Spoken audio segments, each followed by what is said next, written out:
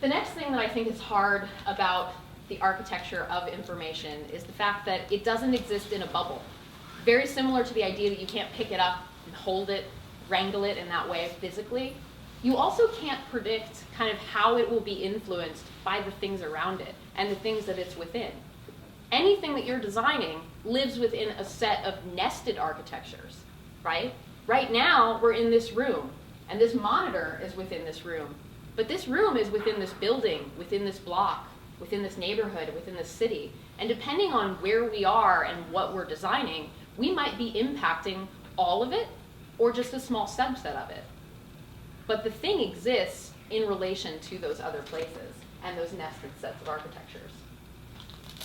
So the level of focus that you're actually on changes dramatically what you're able to see.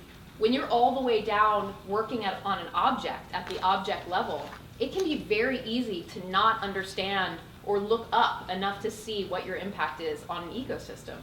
And vice versa, if you're working on an ecosystem, you might have trouble understanding the nitty-gritty details that happen down on the ground. This is something that means that we have to be collaborative. We have to find the people that are actually working in these other architectures and make sure that when we nest them together, we don't create friction and disservice for our users and our stakeholders. I like this kind of idea from Ted Nelson, that these levels are deeply intertwinkled, which he means to say they're not predictably linked. They're linked in this way that you have to discover your way through, and that is contextual to whatever is going on in the moment. So it's this really sensitive place. You have to understand the reality, not just the hierarchy that has been decided. I also really like this quote from Carl Sagan: "To make an apple pie from scratch, you must first invent the universe." And I think what he means here is that we need to pay our dues to what exists in order for what we want to make, but we also have to decide how far back we want to go in terms of the effect that we want to have on the future world. And that it's okay to go all the way back, but you have to be ready for the reality of doing so and for the impact of doing so, because it's not something to be done lightly. Because change at one level has massive implications on other levels in some cases. You might think that changing this one little thing shouldn't have a big impact globally for your business or your organization. And you only have to do that once wrong to understand that it can, in fact, be as small as one link, one word, one button, one form that's broken, that breaks the entire ecosystem of things. And I think a lot of it has to do with politics, right? We're not often in a situation where we can just take the thing and like drop it into the goal bucket ourselves without going through all of these different people. And all of these different people have different places that they're coming from, different information that's in their mind, different ways of looking at the world, power hierarchies that they're working within that they have to serve, different goals, right?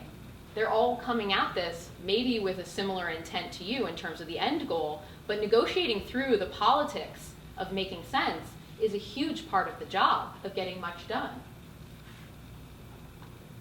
And everyone has an opinion, which is like the other thing that everyone has, and it can be really frustrating to talk things out.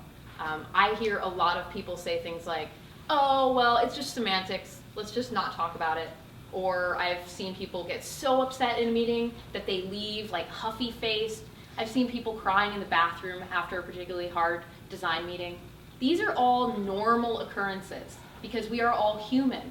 And as humans, we walk around with these maps of the world, and they are how we see things. And it is very hard for us to be told that our way of the world is not right, or is not going to be listened to, or is not important. Right? These are all things that just make you feel small and like your work doesn't matter. But the important point here is that we all have those maps. And there is no way when we walk into a situation, especially at the beginning of a process, that we will have the same map as someone else.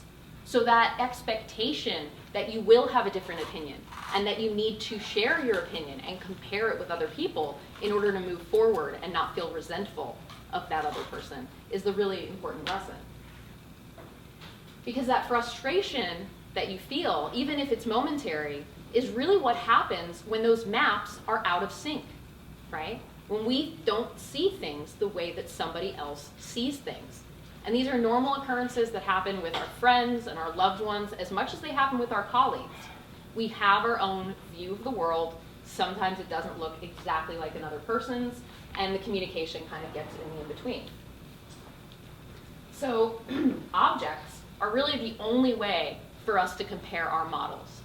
And objects like diagrams and maps and prototypes and sketches, personas, or whatever other design documentation you might use are the things that allow us to get through that complicated maze of politics and making sense with a huge group of people. Because when we actually have something that we can point to, we can reach agreement. And without the agreement, it can be very frustrating to even feel like you can get anything done at all. But with agreement comes momentum.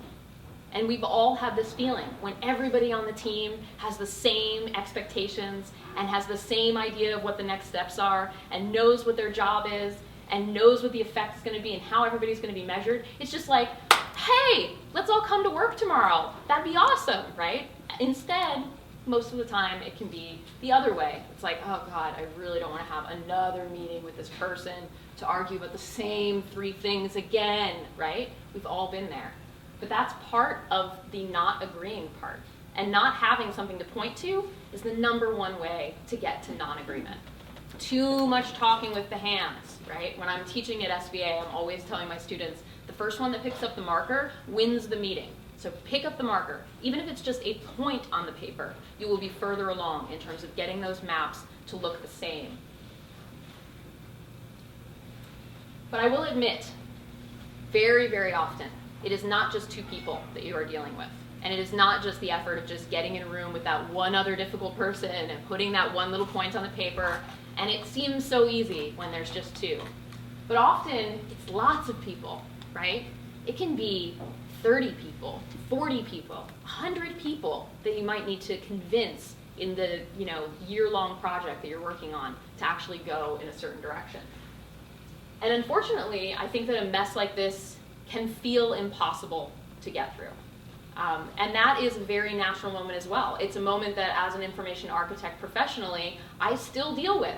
Occasionally, there will be a mess that there is a moment where I'm like, oh my God, this is so big.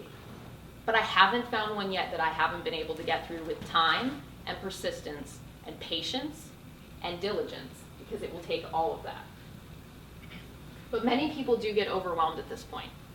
And it is really easy to just slump down, not be the one that points it out anymore, be not the one that's job it is to fix it, ignore it until the next redesign cycle, whatever your excuse might be.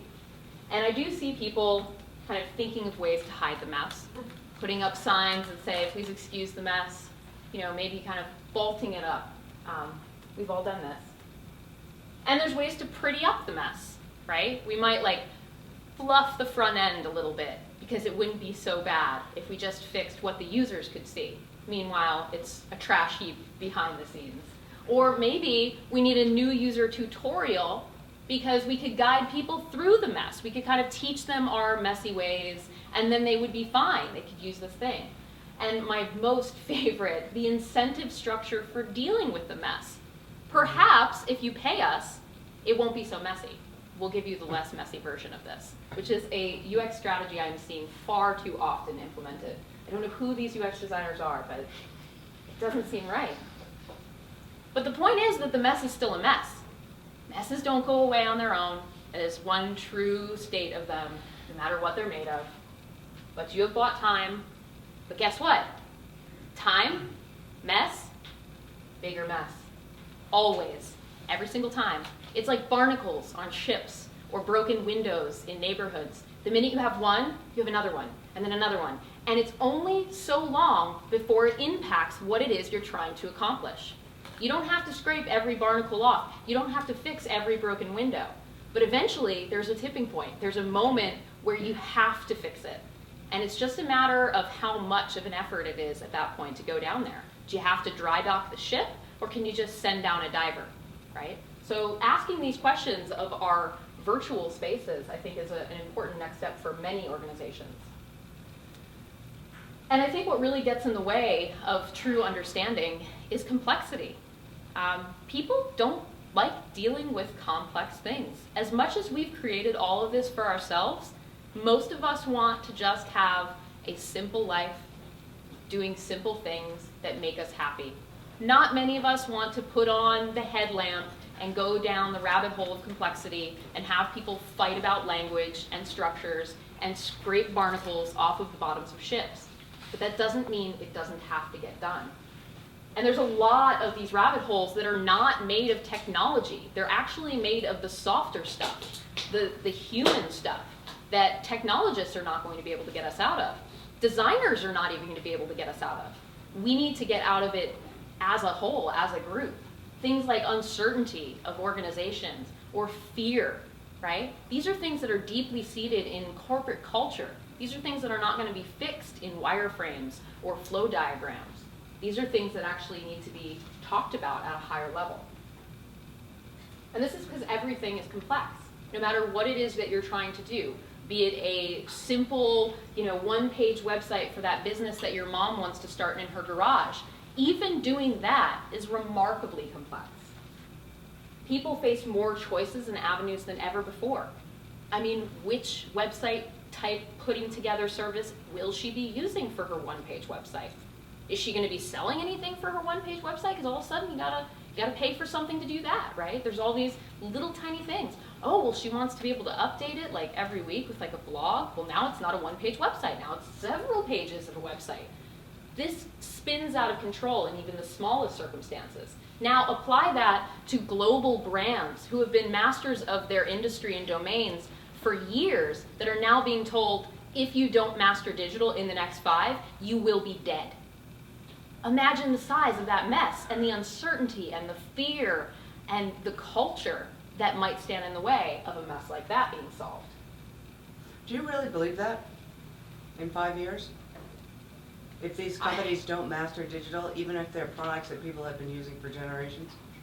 I think it's very contextual. I would be interested in hearing a company that it doesn't apply for, but I'd be interested in that conversation. I wouldn't turn it down at face. No.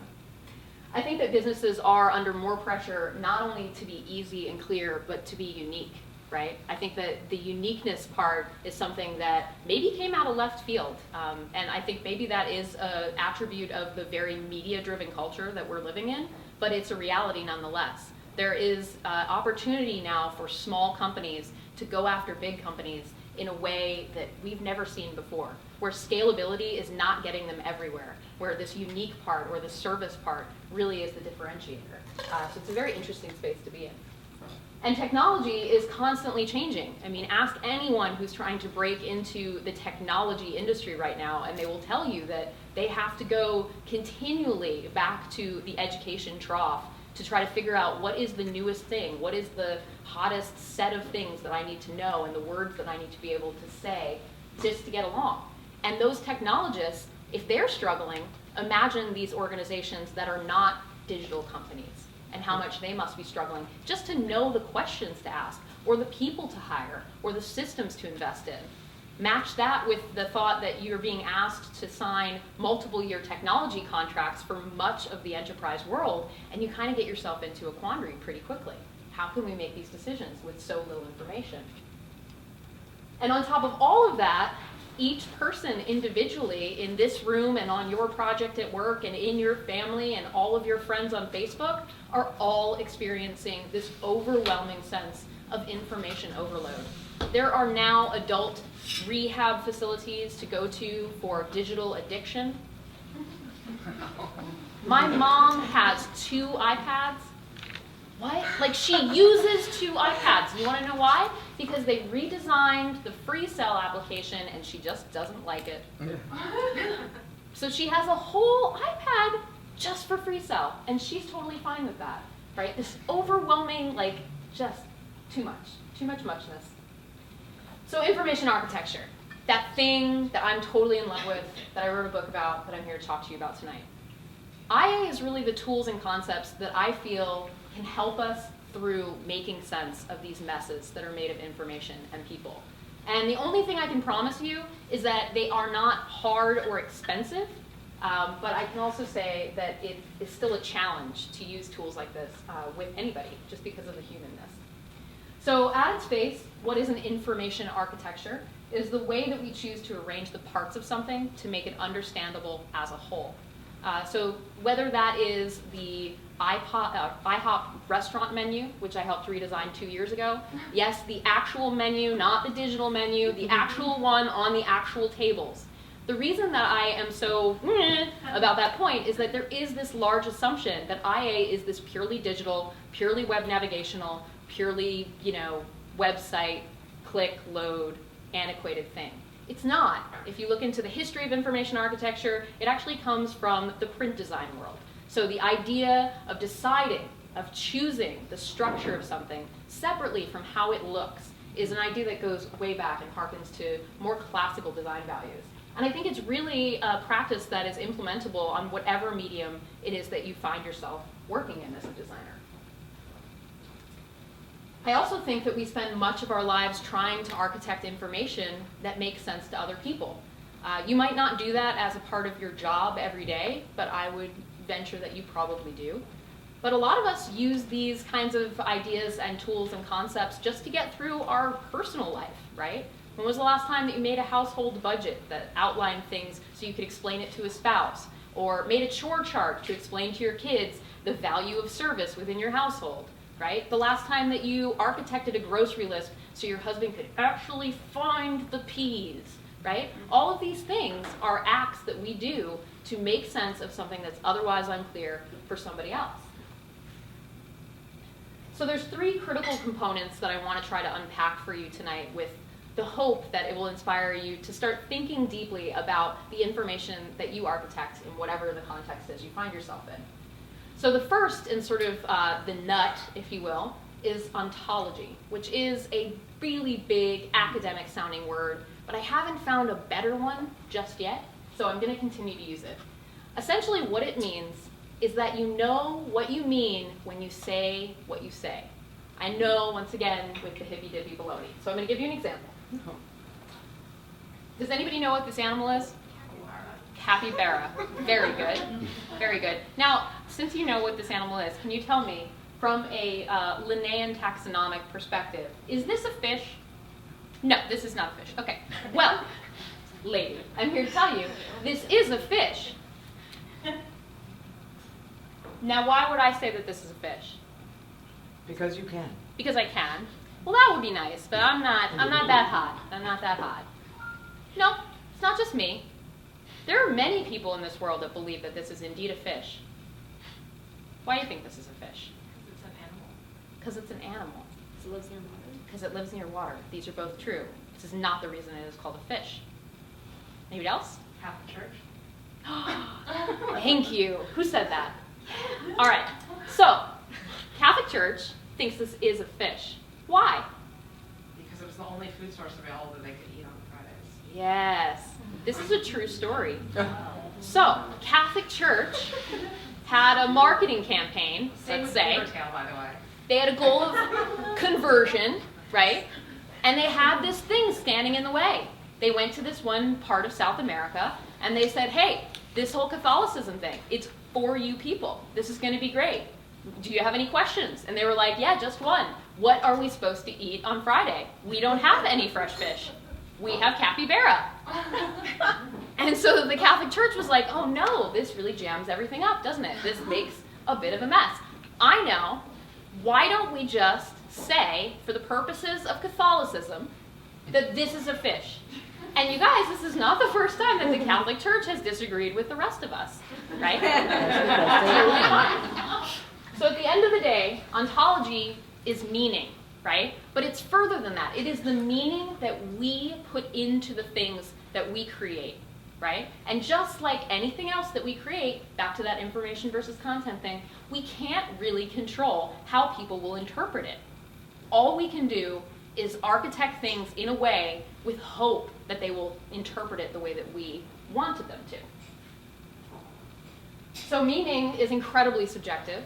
It is demographic. It tends to be sociopolitical. It also tends to get lost in translation between the maker and the listener. Even if you think it's made it, sometimes it hasn't quite. And all of that put together, it's a pretty complex thing to be working in, especially if that's your medium, right? And as an IA, meaning is my medium.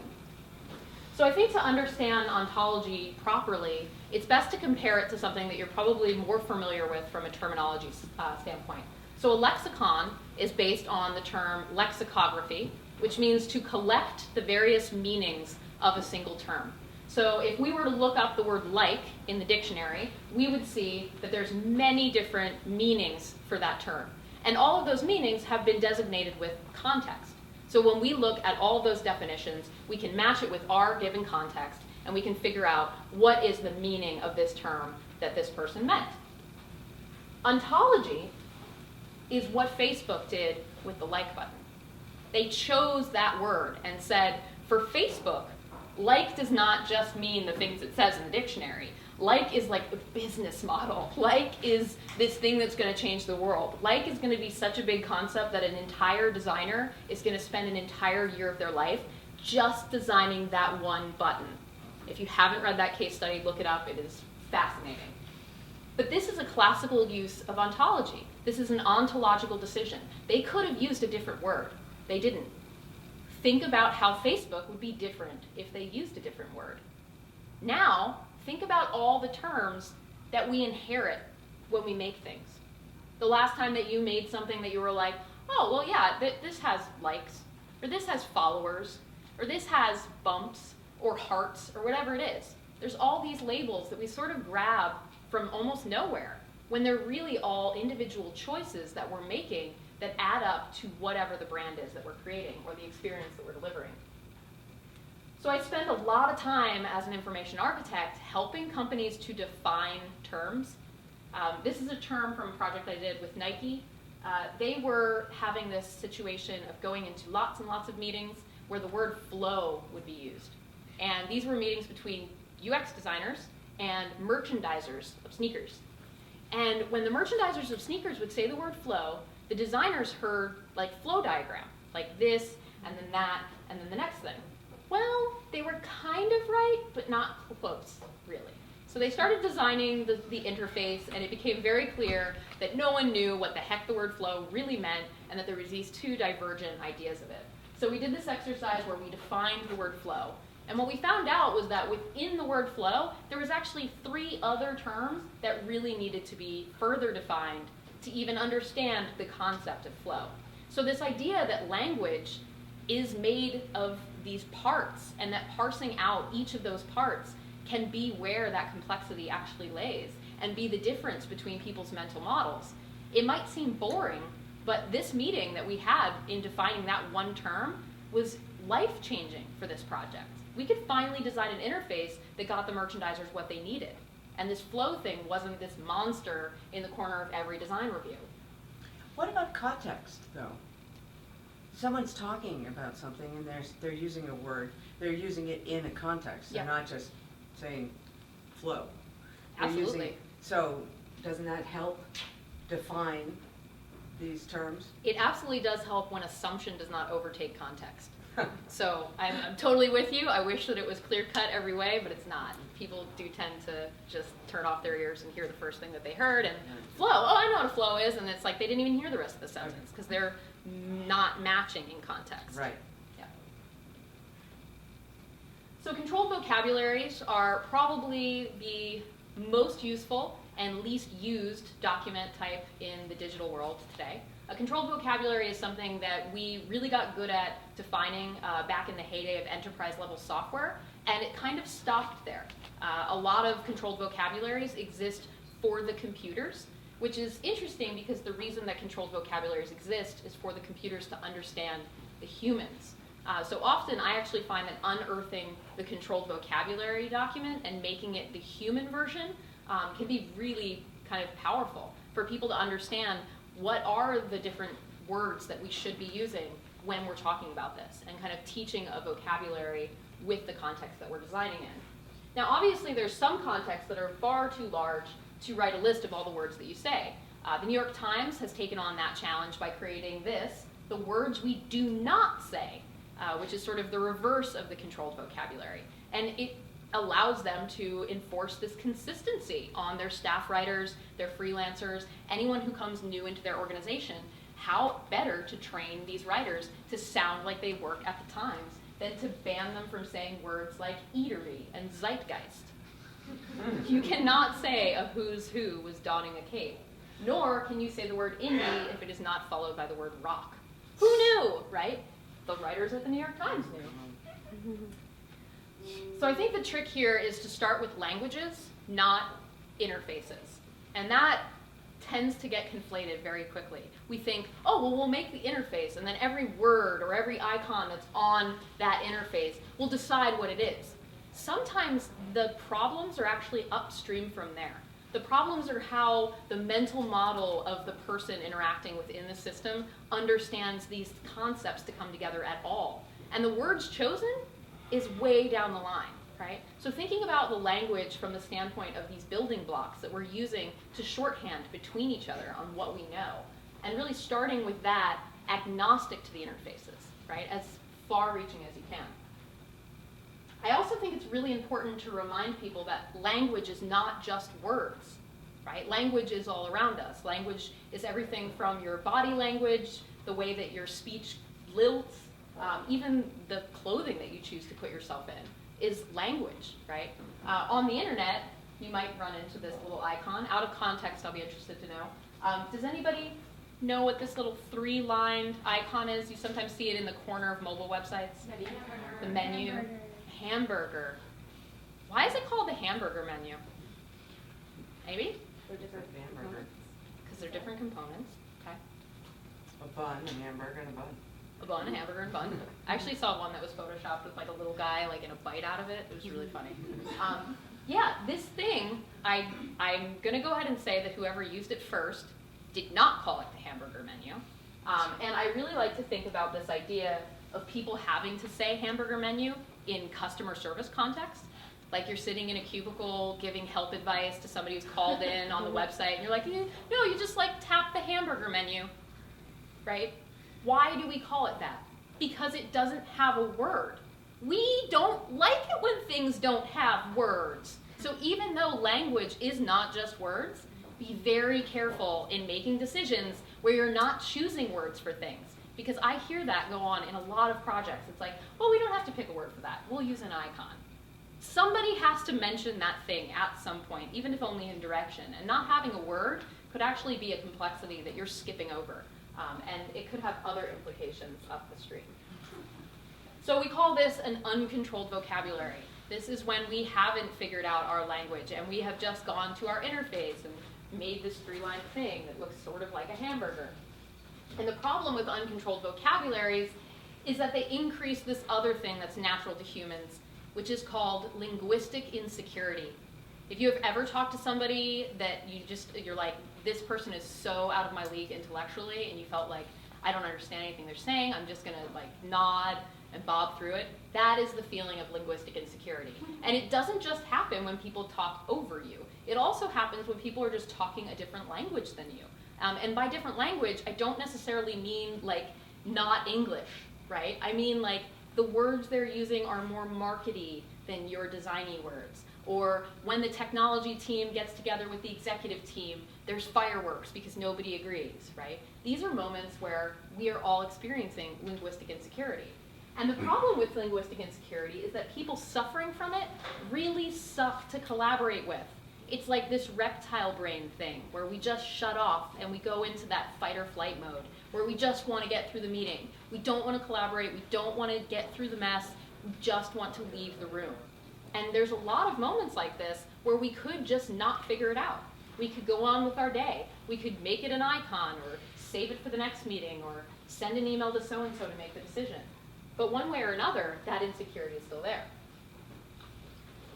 So the next ring around your ontology is your taxonomy. And this is the structure that you use to represent whatever meaning it is that you intend to the person that you're trying to deliver it to. So the example I like to use around taxonomy is your favorite book. Whatever your favorite book is, just get it in your mind. Now imagine that I rip all of the words from your favorite book and I throw them into a pot. Why not? It's not packaged the way you know it to be. The information isn't organized the way you know it to be. Yeah, the information is not organized the way that you know it to be. Now let's say that we take all of those words off of the pile and we put them into a book, but we organize the terms alphabetically.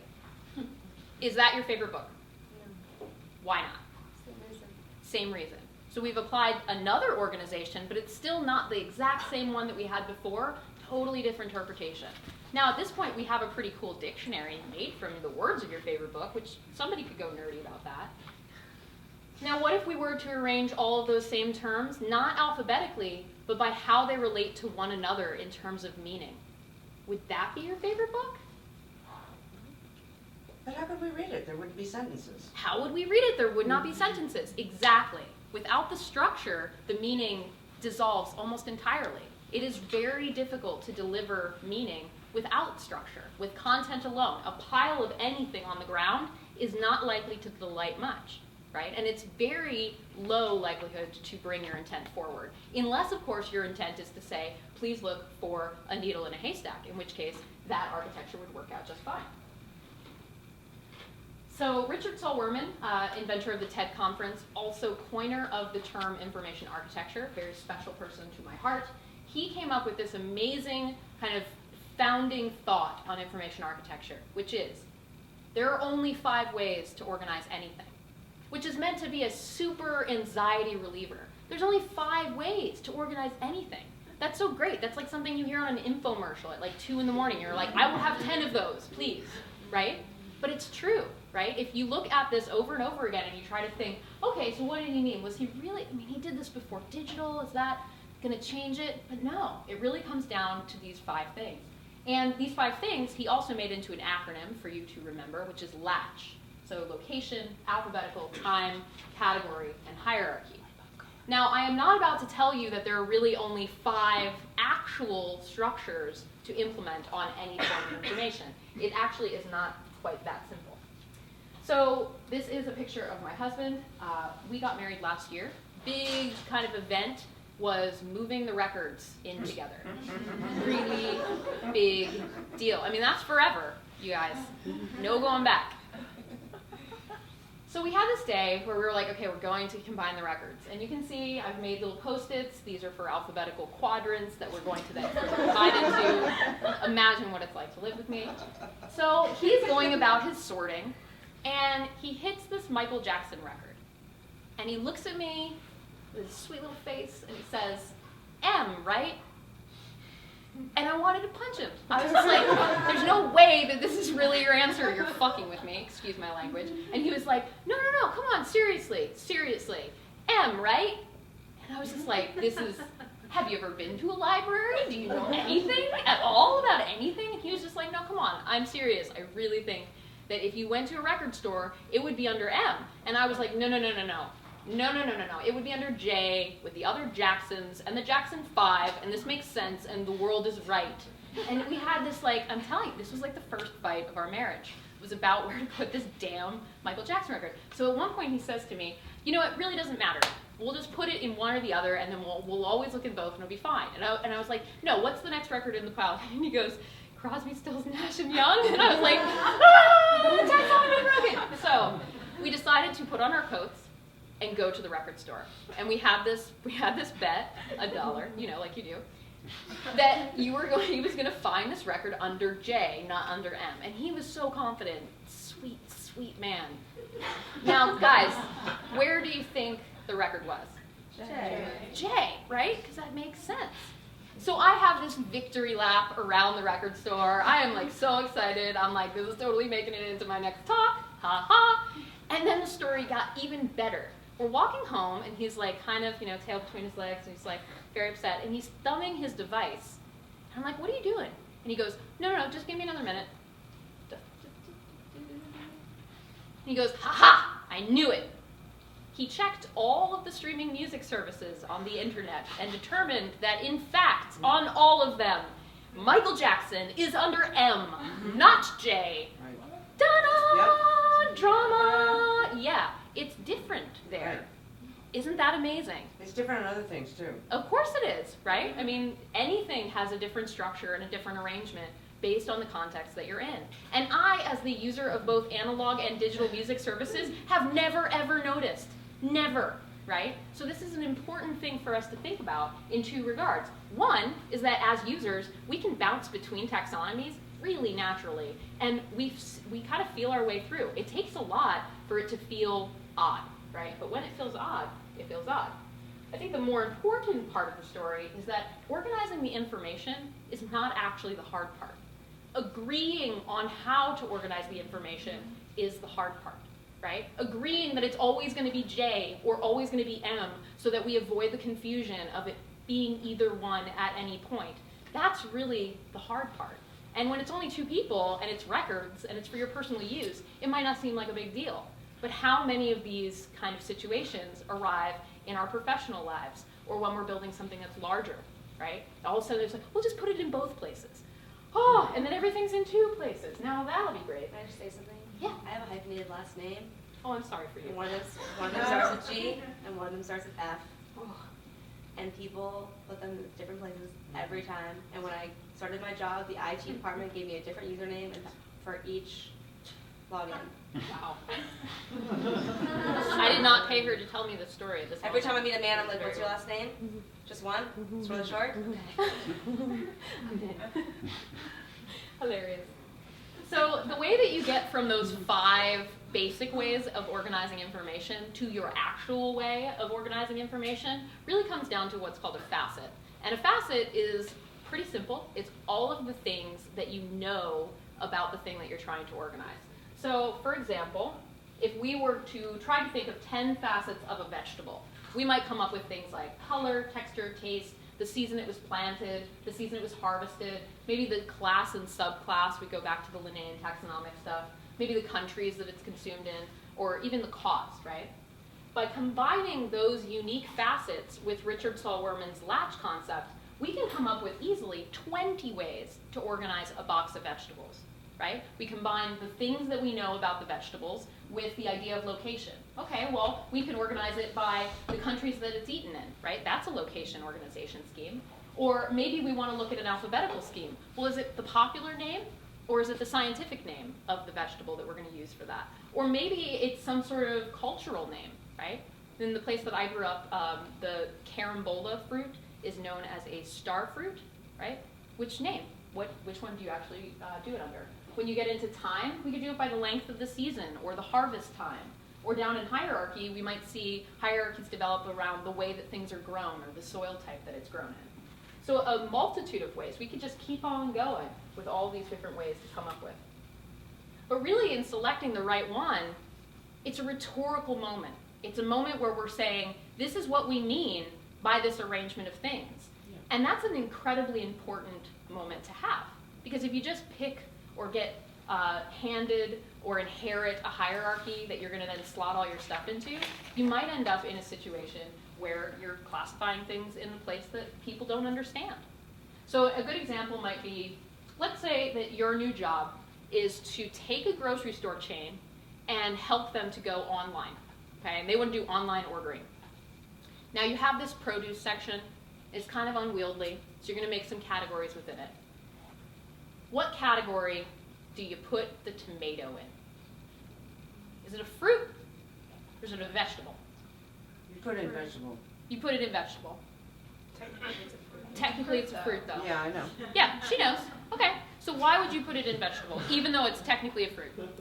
Because most people think of a tomato as a vegetable. Because most people think of a tomato as vegetable. Right. Okay, so what about squash? Vegetable. Okay.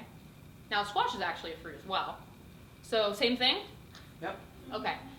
What about peppers? Vegetable. Are they a vegetable? Oh, that's a fruit too. Shit, this is getting hard. So all of a sudden, what does the word vegetable actually mean in the context of our grocery store if we put everything into that bucket, right? Healthy side dish. Healthy side dish might be a better label. Exactly. So it turns out that if we were to classify everything as the Linnaean standard, we would have a lot of very confused consumers. But simultaneously, if we were to classify everything in both, everything would be a vegetable, right? There's like very few things that are actually in the vegetable quadrant once you remove out the fruits. It's like leafy greens. And it's interesting. And every single grocery store website, go to them. I invite you to do this in your free time. They all list tomatoes as vegetables, all of them. I found this quote, I think it's brilliant. It takes knowledge to know that a tomato is a fruit and wisdom not to put it in a fruit salad, right? So there are differences between the things that we know to be true and the things that are useful for us to implement as a part of our strategy. And this really comes down to that map in our minds that I was mentioning earlier, which is called your mental model.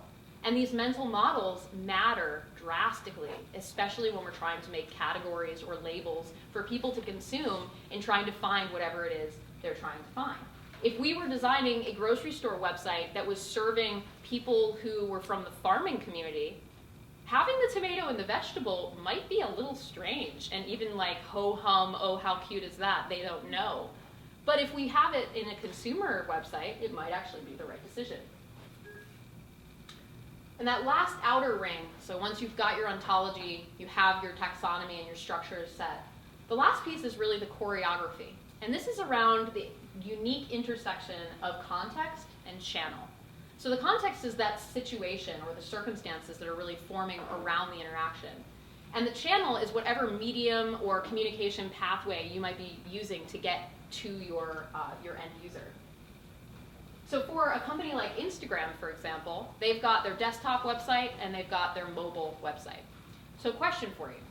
Why is it that you cannot upload a picture to Instagram.com from your desktop computer? Anybody guess? Is it hard? Would it be hard for them to build this feature? No. No? No. Do you think no one's ever asked them to do it? Tons of people probably have. Tons of people, right? Why haven't they done it? Because it's mobile. It was started for mobile for iPhone. Because that was it their core started- demographic. It started for mobile, for iPhone. And what is the name? Instantgram. The minute that they allow you to upload something on their desktop website, all sorts of other things start to be asked for.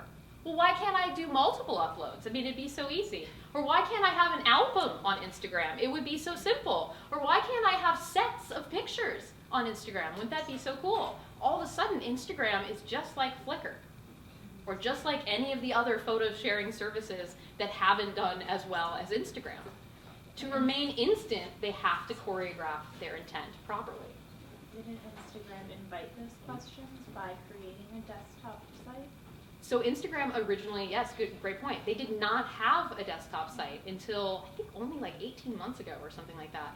And for a while, their .com was like an advertisement for an app, which people were like, when they got bought for the amount of money they got bought for, and all they had was a .com with like a graphic on it, we were all like, what?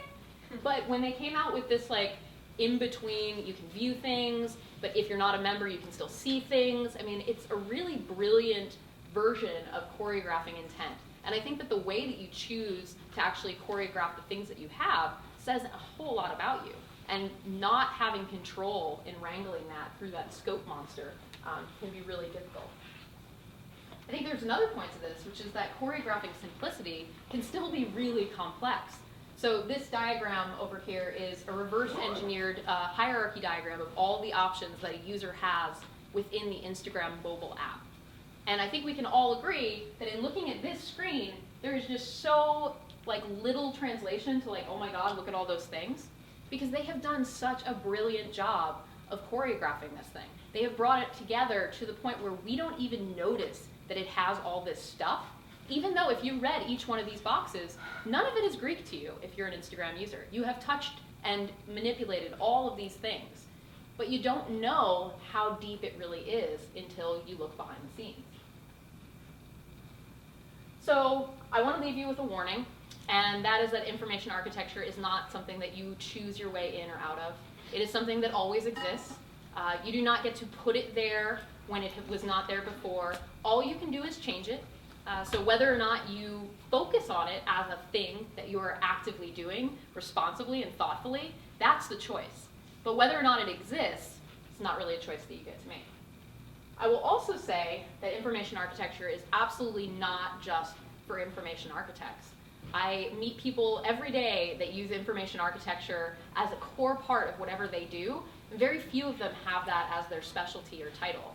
I consider it to be a privilege that I can bring lessons like this to people who don't want to pursue it as a specialty, but want to use it as a life skill and as a career skill to get them to wherever the next place is for them individually. And I think that if you're making anything, you are probably already practicing information architecture. So I hope that with the lessons that I've taught you tonight, you can do so a little bit more calmly, perhaps, or at least know the mess that you have to face in the future. And with that, I will take any questions you guys have. Thank you.